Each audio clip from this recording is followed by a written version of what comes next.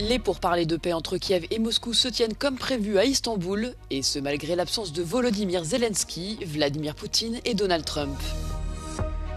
Les ministres allemands et britanniques de la Défense réaffirment leur soutien à l'Ukraine, après le rendez-vous manqué entre Vladimir Poutine et Volodymyr Zelensky à Istanbul.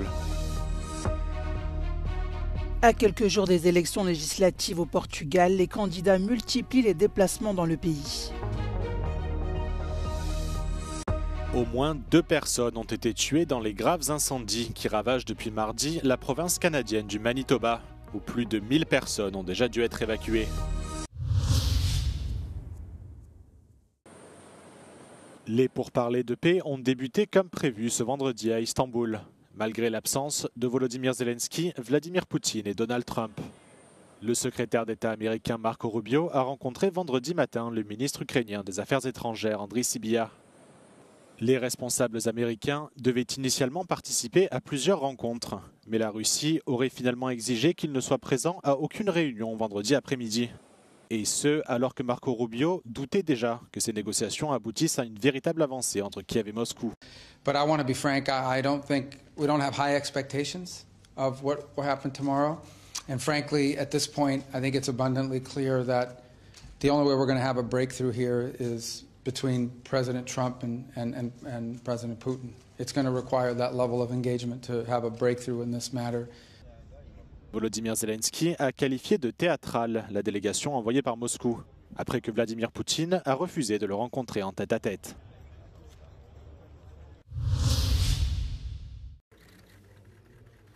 Après le rendez-vous manqué entre Volodymyr Zelensky et Vladimir Poutine à Istanbul, l'Allemagne et le Royaume-Uni réaffirment leur soutien à Kiev. Boris Pistorius a accueilli son homologue britannique John Healey à Berlin jeudi pour évoquer une nouvelle aide à l'Ukraine dans le cadre d'un accord de coopération militaire conclu l'année dernière. Le refus de Vladimir Poutine de se rendre à Istanbul pour rencontrer Volodymyr Zelensky a été au centre des discussions entre les deux ministres. Wladimir Putin hat es in der Hand, den Krieg zu beenden. Er könnte nach Istanbul reisen und verhandeln. Er könnte eine Feuerpause anordnen. Nichts davon passiert. Das heißt, man könnte den Eindruck gewinnen, dass Putin hier den amerikanischen Präsidenten versucht, am Nasenring durch die Manege zu führen. Und ich bin mir ziemlich sicher, dass der amerikanische Präsident, dass ihm das nicht gefallen kann. Und das wird möglicherweise auch zu einer weiteren Änderung auf dem eingeschlagenen Weg in seinem Verhalten führen. John Healey dénonce l'attitude contradictoire de Vladimir Poutine dans les négociations de paix. This is a day which exposes Putin for what he is. He says he wants peace, but he rejected a full ceasefire. He says he wants to end fighting, but he continues to strike and kill Ukrainian civilians and cities.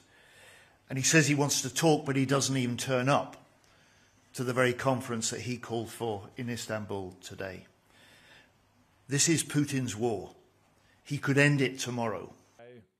Dans le même temps, le président du comité militaire de l'UE annonce que l'Union prévoit d'augmenter considérablement les livraisons de munitions à l'Ukraine. The goal is to deliver 2 million rounds of heavy caliber ammunition to your country during the current year. So it's about doubling the amount of the last year. L'UE exhorte les États membres à acheter et à produire davantage de munitions de gros calibre. Moscou a encore revendiqué 2 nouvelles localités dans la région de Donetsk jeudi. Au Portugal, les candidats aux élections législatives multiplient les rassemblements et les visites sur les marchés afin de convaincre les derniers indécis qui seraient lassés d'aller voter. Car c'est la 3e fois en 3 ans que les Portugais retournent aux urnes pour les législatives. Le Premier ministre sortant, Luís Montenegro, issu de la coalition de droite, l'Alliance démocratique, est donné favori. Les sondages le placent en tête des intentions de vote avec 32%, contre près de 27% pour le Parti socialiste de Pedro Nuno Santos. Le parti d'extrême droite Chega, emmené par le candidat anti-système André Ventura, est quant à lui crédité de 18%. Ces élections législatives anticipées sont la conséquence d'une affaire de conflit d'intérêts dans laquelle Luís Montenegro était empêtré. Il a préféré déposer une motion de confiance en mars dernier, mais cette dernière a provoqué la chute du gouvernement. 330.000 pessoas inscreveram-se para votar antecipadamente no domingo passado. Os restantes portugueses deverão votar já este domingo, 18 de maio. Joana Marão Carvalho para a Euronews em Santarém.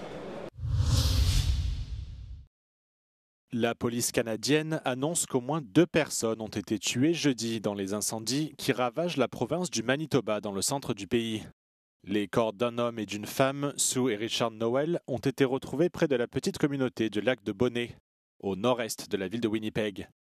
La police affirme que les victimes sont mortes après avoir été piégées dans leur maison par les flammes.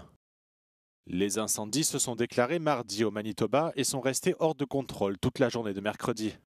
Une vingtaine d'entre eux faisaient toujours rage jeudi dans l'est de la province, où ils ont déjà entraîné l'évacuation de près de 1000 personnes. Le premier ministre du Manitoba, Wab Kinew, a déclaré l'état d'urgence dans le parc du White Shell, qui est désormais fermé jusqu'à nouvel ordre. D'après les autorités, les incendies ont été favorisés par des conditions anormalement chaudes, sèches et venteuses pour cette période de l'année. Le magnat thaïlandais de la construction Premchai Karnasutta et 16 autres personnes recherchées par les autorités pour négligence criminelle se sont rendues à la police de Bangkok ce vendredi.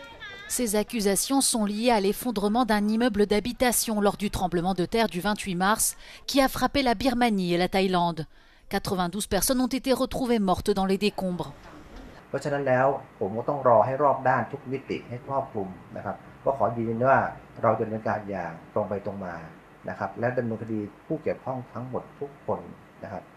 Premchai Karnasutta et les autres co-accusés ont formellement nié les accusations. Le bâtiment détruit, qui était en construction à l'époque, est le seul en Thaïlande à s'être effondré lors du tremblement de terre. La police affirme que le plan de construction n'était pas conforme aux normes. Les rapports faisaient état de défauts structurels et de matériaux de mauvaise qualité. Les médias thaïlandais ont signalé des malversations et le rôle d'un partenaire chinois dans le projet China Railway No. 10, une société impliquée dans des projets d'infrastructures dans le monde entier. Le tremblement de terre a tué environ 3700 personnes en Birmanie et en Thaïlande. Conformément aux déclarations faites par le Premier ministre Benjamin Netanyahou, Israël intensifie ses frappes sur la bande de Gaza. L'armée israélienne a pilonné plusieurs zones de l'enclave, notamment en périphérie de Deir al-Bala dans le centre, à Khan Younes dans le sud, ainsi qu'à Jabalia et Beth Laïa dans le nord. Au moins 82 personnes ont été tuées selon les autorités de santé locales, tandis que les opérations de secours se poursuivent toujours dans les décombres. Ces frappes ont provoqué un nouvel exode des civils réfugiés dans les camps de Jabalia et Beth Laïa. Les déplacés ont fui dans la précipitation, à pied, en voiture ou sur des charrettes tirées par des ânes, emportant ce qu'ils pouvaient. De son côté, l'armée israélienne affirme avoir ciblé plus de 150 positions incluant diverses infrastructures militaires du Hamas. Selon un responsable israélien, ces frappes s'inscrivent dans une phase préparatoire à une opération de plus grande envergure. La composition finale du concours Eurovision de la chanson a été révélée après l'élimination de 6 autres pays lors de la deuxième demi-finale qui a eu lieu jeudi. Israël, le Luxembourg, le Danemark, l'Arménie, la Finlande, la Lettonie, la Lituanie et la Grèce se sont également qualifiés pour la finale. Ces pays affronteront les candidats sélectionnés lors de la première demi-finale de mardi. La Suisse, pays hôte, et les 5 grands pays, à savoir la France, l'Allemagne, l'Italie, l'Espagne et le Royaume-Uni. Comme en 2024, l'Eurovision de cette année a été marquée par la question de la participation de l'État hébreu. Sur ces images diffusées sur les réseaux sociaux, des manifestants ont défilé dans les rues pour protester contre la présence du candidat israélien. Plusieurs radiodiffuseurs publics et d'anciens participants ont demandé qu'Israël soit exclu du concours en raison de l'offensive qu'il mène à Gaza. Mais les organisateurs de l'événement défendent leur décision d'autoriser la participation de l'État hébreu, arguant que le concours doit rester politiquement neutre.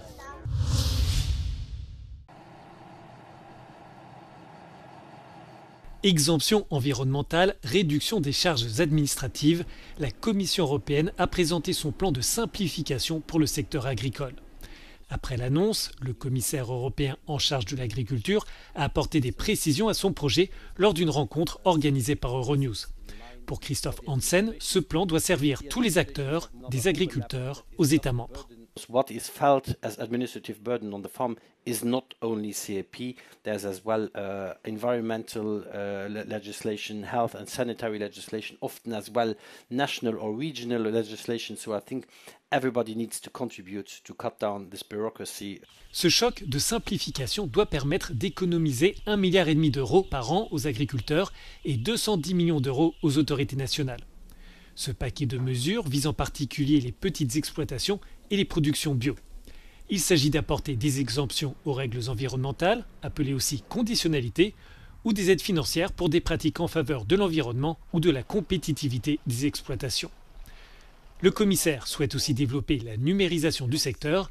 Christophe Hansen évoque par exemple un portefeuille numérique pour faciliter les vérifications.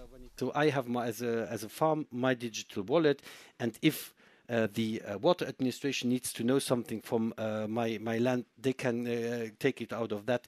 If the environmental agency needs to know something, they can take it. I think it is very important that we reduce as well the stress for our farmers, because currently it depends on the member state.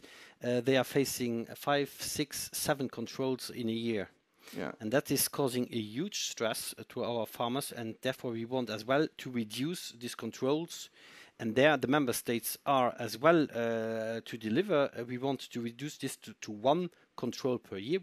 Les ONG de défense de l'environnement estiment que cette simplification menace les objectifs environnementaux du secteur agricole, une critique rejetée par le commissaire. Christophe Hansen dit répondre à l'inquiétude des agriculteurs qui ont manifesté à de nombreuses reprises l'année dernière contre la réglementation européenne qu'ils jugent trop contraignante.